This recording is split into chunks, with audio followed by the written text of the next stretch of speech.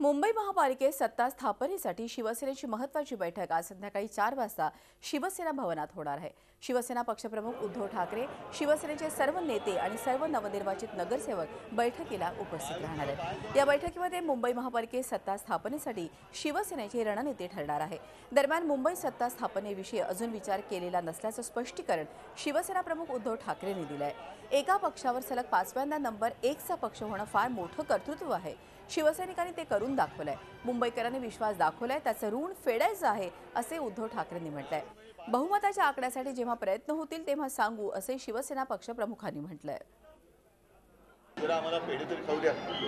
तसे सगळे पेढे घेऊन येत आहेत, लोक जल्लोषात आहेत, शिवसैनिक एका आनंदात आहेत। आणि मी पुन्हा सांगतो की सलग 5व्यांदा नंबर 1चा पक्ष होणं हे फार मोठं कर्तृत्व या शिवसैनिकांनी गाजवलेले दाखवलेलं आहे।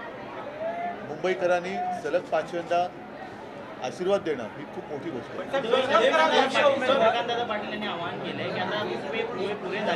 पण अजून मी काय तो विचारच केलेला नाही। मी अजून निकाल आणि त्याचं यश